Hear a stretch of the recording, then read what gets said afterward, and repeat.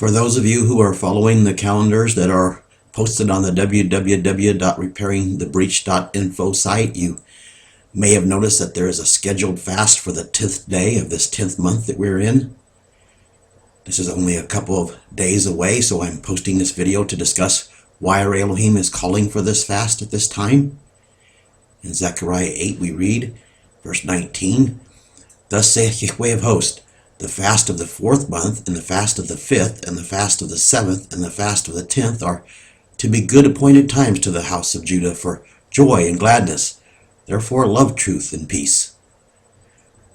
I have not been led to study these fasts or this verse until now in any detail. My Father has had me focused elsewhere, and there is so much that He is restoring and teaching me that He has not had these fasts be my focus until now.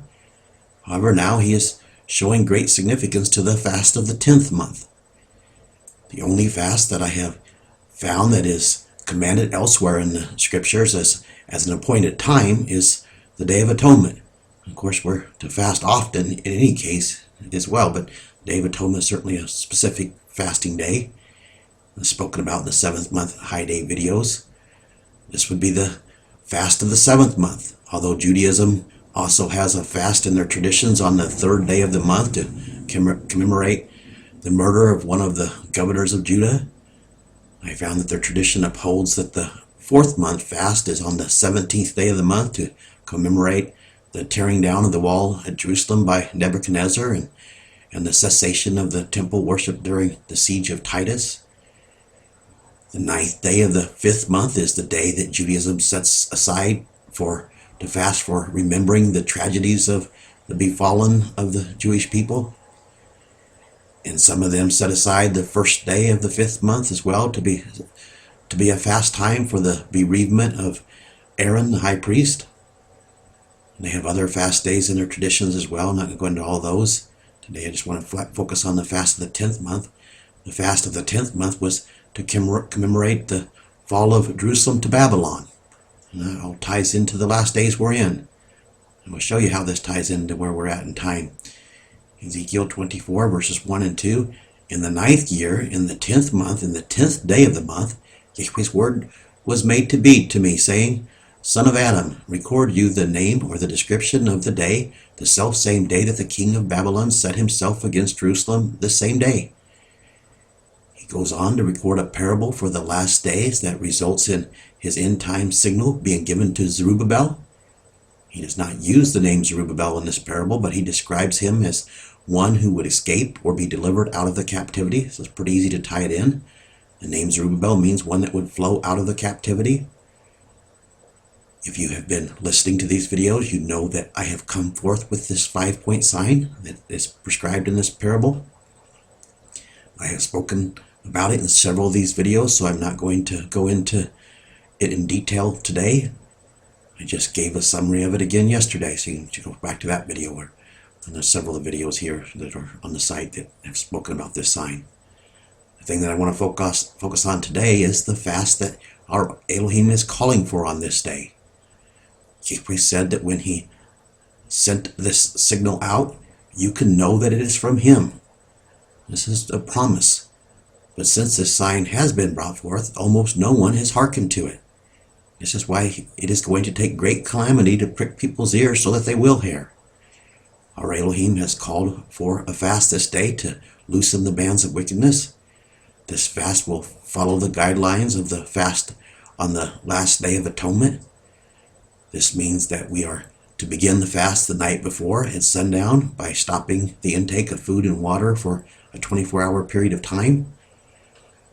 The petition that He is asking us to bring before Him is the same petition that was set forth on this year's Day of Atonement. It is described in Isaiah 58. I will speak to you what was recorded in the 7th month high day video part 2 on this subject. At the end of Isaiah 57, Elohiym says that there is no peace for the wicked, or there is no shalom for the wicked. I have spoken on this in other videos and how it ties into the last days and with the other prophecies about there being no peace. Isaiah goes on in chapter 58 to record Yahweh saying, verse 1, cry aloud, spare not, do not refrain yourself. Lift up your voice like a trumpet, and stand boldly, or announce to the people their rebellion, and to the house of Jacob their sins.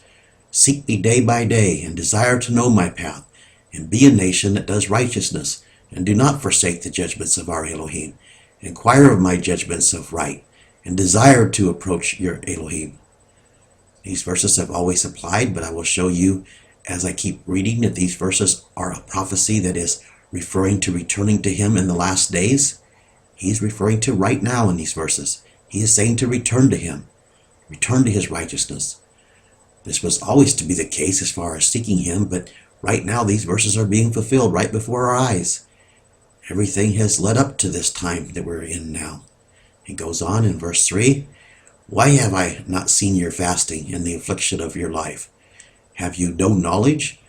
Behold, in the day of your fast you come forth with all of your desires, and you harass the workmen. Behold, you fast for strife and contention, and you do not fast to strike the fist of iniquity, so that your voice would have been heard on high. This is so important to understand what he is saying. He is telling us that we have fasted for the wrong reasons, and he has not heard. He says that we have fasted for the problems that are in our lives and for our will to be done with others, but we have not fasted for evil to be purged out. And he has not heard our affliction. In verse 5 he goes on, this is to be a fast that I have chosen, a day for a man to afflict his soul. Bow down your heads in thorns and in sackcloth and ashes, and spread the cry to fast this day as a desire to Yahweh. Tell others to join in with the fast. Is not this the fast that I have chosen? To loose the bands of iniquity, to untie the heavy burdens, to let the oppressed go free, and to tear off every yoke? This is what we need to be fasting for. This day of desiring this is being commanded for this day, just as it always has been. But this day, referring to this past day of atonement when I spoke this, it is extremely significant, because this set apart day was to point to a day that we are in, because it has led up to where we're at in time.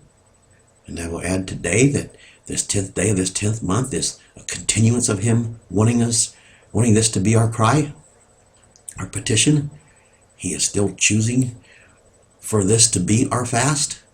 This is the fast that he has chosen. It should be our fast continually. It should be our desire continually. In verse 7, you have not divided your bread to the hungry, and you mistreat the lowly that come to your house, because you hide your eyes when you see the naked, and you do not cover his flesh. Now break open as the morning light, and hurry to be made whole, and bring forth righteousness as he gathers the splendor of Yahweh. He's talking about the harvest that's coming, the first fruits. What a time we live in. These verses are completely tying in with what he has been giving about breaking our pitchers and filling our lamps with his oil. His oil in our lamps is his 7 spirits that light his path, that leads to his righteousness. We must let his righteousness spring forth as a light to this dark world. Also, the part about crying aloud and sparing not, or not refraining ourselves, is right down the line with all of these prophecies coming together, including the offering of righteousness that he has called for. Verse 9, then you will call out, and Yahweh will listen. And if you will cry out to be delivered, he will say, behold, and I will take away the yoke from your midst, and I will send away the speaking of iniquity with my finger. And the hungry soul will obtain, and the afflicted soul will be satisfied, and the light will rise up in the darkness, and the concealed will be in the noonday light. It's exciting to think about all this happening. This is powerful what he's revealing. We must break forth his righteousness in this dark world to usher in his Son returning, and to break down the towers of darknesses, to join in with him. These verses tie the cry that he wants us to make together with one another, along with what is involved in returning to him. Tie this all together with each other. Who has despised the day of small things? Even if we are just a few in number, his light will spread forth and overcome the darkness, not by might nor by power, but by his Spirit, saith Yahweh Elohim. But he wants us helping him build his family. He wants us sounding the alarm. He is crying out for us to cry aloud and despair not, and to join in with him in ushering in the light.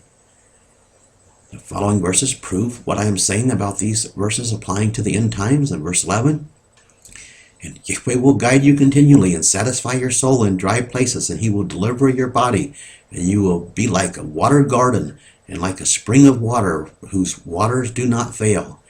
And from you he will build the vanished places that were made desolate, and he will rise up the foundation of many generations, and you will be called the repairer of the breach, the restorer of paths to dwell in. This time that we are in is about him restoring things that through a people who will turn to him and join in with him in what he's restoring. He wants us involved in the repairing of the breach that man under Satan's guidance has desolated. This day has been prophesied about. The next verse in Isaiah talks about returning to his Sabbaths as part of this whole process. Verse 13, if you will turn your feet to the Sabbath and do my desire on my set apart day, and call the Sabbath a delight, the sanctified of Yahweh, and glorify it, and glorify his path, and attain his desire by speaking his words. And he said that if we do these things, then he says, then you will delight upon Yahweh, and you will ride upon the high places of the earth, and I will feed you with the heritage of Jacob your father, because the mouth of Yahweh has spoken it. A promise. Wow, this sounds like an awesome time of healing. But go back and read. Receiving his deliverance is conditional. Him hearing our petition is conditional. It's conditional on returning to him. And his Sabbaths are a big part of turning to him. And this includes his 7th year annual Sabbath that we're in now. The world just celebrated the end of a year on their pagan calendar, but there are still a couple months left that in our Elohim's calendar. So few have hearkened to the 7th year Sabbath when they heard about it, and it did not go out to the world. And this is all part of the witness against man. I'm going to add to here to this that I heard about birds falling out of the sky. When you look at the end of man's calendar, this past a couple days ago on New Year's Eve again in BB, Arkansas last year, 5,000 of them I was told fell out of the sky just for no reason. They blamed it on fireworks or something crazy. And anniversary later, this past year, just a couple days ago, they New Year's Eve, I was told 200 of them by CNN fell out of the sky. Another article I said there was over 1,000, but if there was 200 of them, which CNN reported, that's interesting that the following day, we're 200 days before Yeshua's return. I just don't think these things are a coincidence, but I know it's not a coincidence that the birds fell out of the sky at the same place. That's just crazy to think so. Why aren't they falling out of the sky someplace else? But all these things were given as signs to us. These verses in Isaiah 58 are definitely referring to a fast that Yahweh has proclaimed. There is no doubt that these verses apply to this past Day of Atonement, but the same cry is ongoing. And we need to cry out for his wrath to come so that people will have their ears pricked into hearing, so that his good news will go out to the whole world, so that Yeshua can return. And there is no other way. And going to have to take the calamity to send it, because people are not going to listen without it. You can go to the calendars on the www.repairingthebreach.info site to find out what day on man's calendar this fast is for you in your area. For the U.S., it would be on Wednesday, which means it would start on Tuesday night for those of you in the U.S. We have to obey him from where we're at until his rotations of his clock are restored. They're going to be restored shortly. This is the same thing that Yeshua told us to pray for. He told us to pray that his Father's will would be done on earth as it is in heaven. This means that we must pray for all of those who refuse his will to be purged out. There is no other way for his will to be done on earth as it is in heaven. People are not going to listen.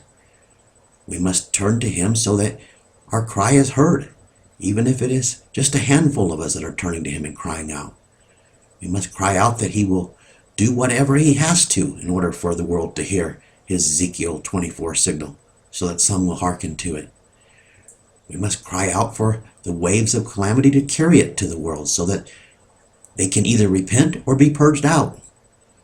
The witness against man is most will not hearken to him any other way, unless they have great calamity. heaped upon them, and even then, sadly, most will not hearken, but at least they can be purged out. This is the fast that he has called for us to offer up to him. It is the same fast that he has always wanted us to offer up to him, but now it is time for it, and time for it to be fulfilled.